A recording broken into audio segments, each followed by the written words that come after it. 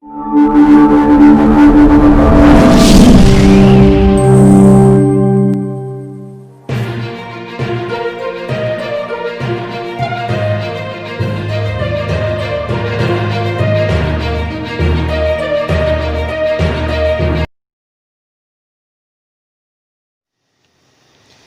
اللہ الرحمن الرحیم۔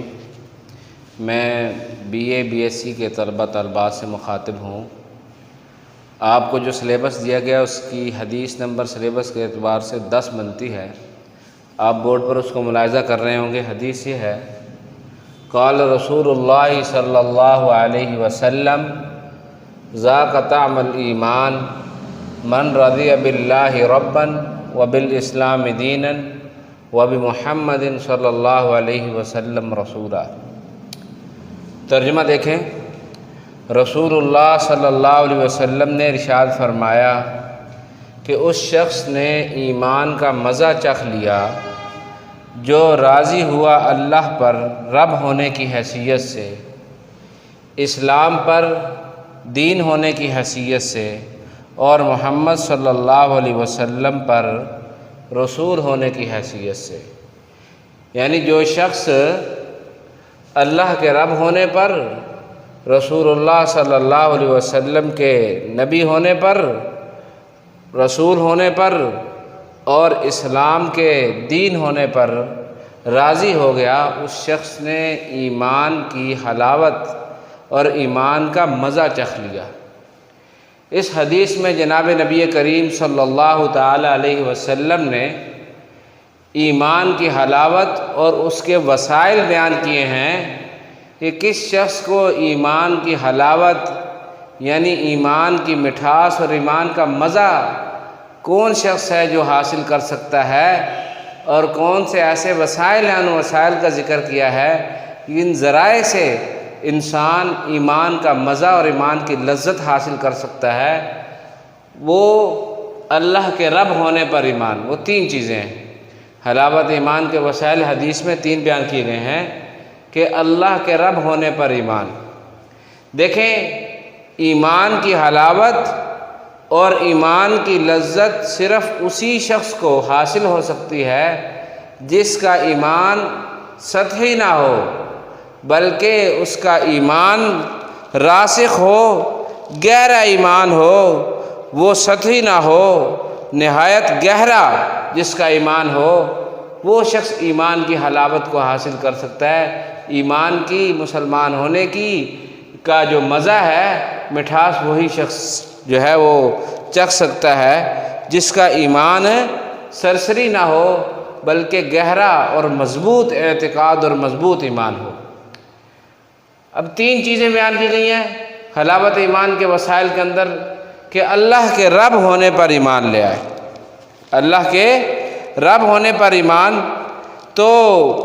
پہلا وسیلہ یہ ہے کہ اللہ پر رب ہونے کی حیثیت سے راضی ہونا۔ جو اس کو جب اس نے رب مان لیا تو اس پر راضی بھی ہو جائے۔ راضی ہونے کا مطلب یہ ہے کہ انسان اسباب تو اختیار کرے لیکن نہ شکری نہ کرے جیسے بھی اس پر حالات آئیں، کیونکہ اللہ نے اس کی رزق کی ذمہ داری کو اٹھا رکھا ہے۔ چنانچہ قرآن مجید میں ہے، وَمَا مِن دَابَّةٍ فِي الْأَرْضِ إِلَّا عَلَى اللَّهِ رِزْقُهَا، کہ دنیا کے اندر جتنے بھی چوپائے ہیں، جتنے بھی جانور ہیں، جاندار ہیں،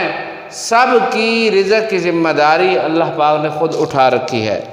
کہ جو اس کے مقدر میں لکھا جا چکا ہے وہ اس کو مل کر ہی رہے گا، نہ شکری نہ کرے۔ رب اس ذات کو کہتے ہیں کہ جو انسان کی ضروریات کو مد نظر رکھتے ہوئے، اس کو پورا کرتے ہوئے تدریجاً اس سے حد کمال تک پہنچا دے،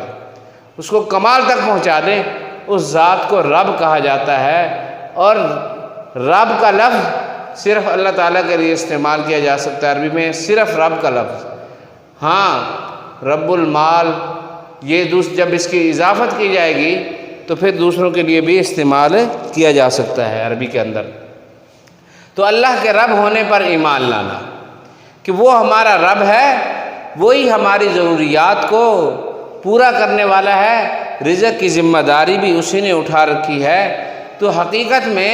وہی شخص اللہ رب العزت کے احکامات کی تعمیل کے اندر آئے گا، احکامات پر عمل کرے گا،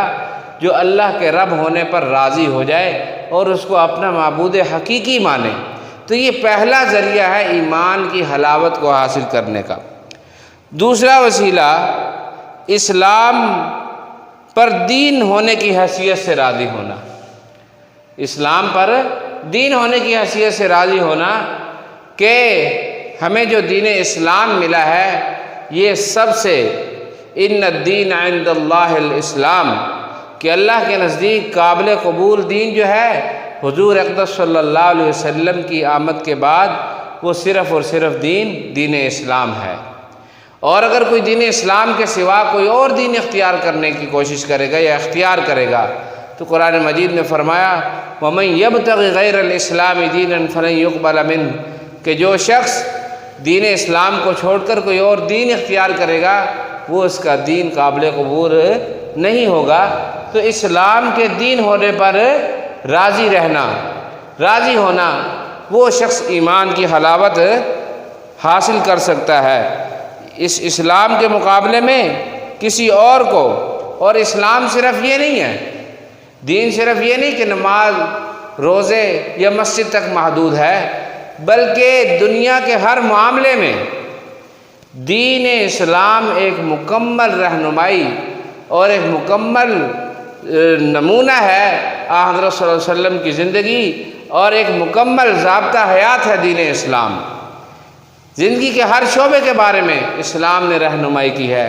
مسجد ہے تو وہاں کے کیا حقوق ہیں، اگر آپ بازار میں ہیں تو اب یہ نہیں کہ دین سے آپ نکل چکے اسلام سے، اسلام وہاں بھی حکم کرتا ہے کیسے تجارت کس طرح کرنی ہے، لین دین کس طرح کرنا ہے، معاملات کس طرح کرنا ہے، تمہارے خارجی تعلقات کس طرح کے ہونے چاہیے، تمہارے داخلی تعلقات کس قسم کے ہونے چاہیے۔ تو انسان کو اسلام صرف یہ نہ سمجھے کہ مسجد تک یا نماز تک یا روزے تک محدود ہے، زندگی کا جو بھی شعبہ ہے اسلام اس کے بارے میں مکمل رہنمائی کرتا ہے۔ تو وہ شخص جو مکمل اسلام کی تعلیمات جو ہیں ان پر عمل پیرا ہو رہا ہو تو حقیقت میں وہی شخص جو ہے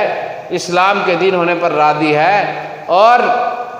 وہی اسلام کی دین ہونے پر راضی ہے، اور اسلام کی اور ایمان کی حلاوت اور ایمان کی مٹھاس وہی شخص حاصل کر سکتا ہے جو اسلام کے جمیع احکامات جو ہے ان کا پابند ہو۔ تیسرا وسیلہ یہ بیان کیا کہ محمد صلی اللہ علیہ وسلم کے رسول ہونے پر راضی ہو، کہ محمد صلی اللہ علیہ وسلم ایک آفاقی نبی ہیں، آپ کی نبوت بین الاقوامی نبوت ہے، کہ باقی جتنے بھی نبی تھے وہ کسی علاقے کے لیے محدود تھے، کسی قوم کے لیے محدود تھے، لیکن نبی اکرم صلی اللہ علیہ وسلم کی رسالت کو اس طرح مانے کہ آپ کی نبوت اور رسالت یہ عام ہے اور بین الاقوامی نبوت ہے آپ کی، اور بین الاقوامی آپ کی رسالت ہے۔ پوری دنیا میں جہاں کہیں بھی کوئی انسان بستا ہے تو اس کے لیے کوئی نبی ہے تو وہ رسول اللہ صلی اللہ علیہ وسلم کی ذات ہے، اور آپ کی رسالت پر ایمان لے کے آئے، اور اس بات کا اعتقاد رکھے، اس بات کا یقین رکھے کہ دنیا اور آخرت کی کامیابی اور کامرانی صرف اور صرف جناب نبی کریم صلی اللہ علیہ وسلم کی سیرت کو اپنانے اور آپ کی اتباع کے اندر ہے۔ جو عمل بھی آپ کی اتباع سے ہٹے گا، آپ کی پیروی سے ہٹے گا، تو وہ شخص جو ہے اس کا نہ دین محفوظ رہ سکتا ہے نہ اس کا اسلام محفوظ رہ سکتا ہے۔ تو اس لیے حضرت صلی اللہ علیہ وسلم نے اس حدیث شریف میں ایمان کی حلاوت، یعنی ایمان کی بھی ایک مٹھاس ہوتی ہے، ایمان کا ایک مزہ ہے، تو وہ شخص حاصل کر سکتا ہے جس کے اندر یہ تین باتیں پائی جائیں۔ فرمایا ذاق طعم الایمان، اس شخص نے ایمان کا مزہ چکھ لیا۔ من رضی باللہ ربا، جو اللہ کے رب ہونے پر راضی ہو گیا، وبالاسلام دینا، اور اسلام کے دین ہونے پر، وبمحمد صلی اللہ علیہ وسلم رسولا، اور محمد کریم صلی اللہ علیہ وسلم کے رسول ہونے پر راضی ہو گیا۔ تو یہ وسائل ہیں اور ذرائع ہیں جن کے ذریعے سے انسان ایمان کی حلاوت اور ایمان کی مٹھاس کو حاصل کر سکتا ہے۔ اگر جس کا سطحی اور سرسری ایمان ہے، ان چیزوں پر اللہ پر، اس کے رسول پر، دین اسلام پر سرسری اور سطحی ہے تو وہ ایمان کی مٹھاس حاصل نہیں کر سکتا۔ جس کا ایمان گہرا اپنے اللہ کے ساتھ، اپنے پیغمبر کے ساتھ، اپنے اسلام مذہب کے ساتھ جس کا گہرا تعلق ہو، سطحی نہ ہو، وہ شخص ایمان کی حلاوت اور ایمان کا مزہ چکھ سکتا ہے۔ تو یہی وجہ ہے ایسے شخص کے لیے جس نے ایمان کا مزہ چکھ لیا ہے، اس کے لیے اللہ کا ایک ایک حکم، رسول اللہ صلی اللہ علیہ وسلم کا ایک ایک طریقہ، اسلام کا ایک ایک حکم اس کے لیے بہت زیادہ اہمیت رکھتا ہے۔ اپنے مزے اور لذات توڑنے پر وہ شخص مجبور ہو جاتا ہے جس نے ایمان کی لذت کو اور ایمان کی مٹھاس کو حاصل کیا ہے۔ تو عزیز طلبہ، یہ آپ نے حدیث جو ہے لکھ بھی لینی ہے، اس کا ترجمہ تشریح بھی، اور اس کو یاد بھی کرنا ہے، اور آپ نے سر کو سینڈ کرنا ہے۔ اگر کوئی بات آپ کو سمجھ نہ آئے تو آپ پوچھ سکتے ہیں۔ السلام۔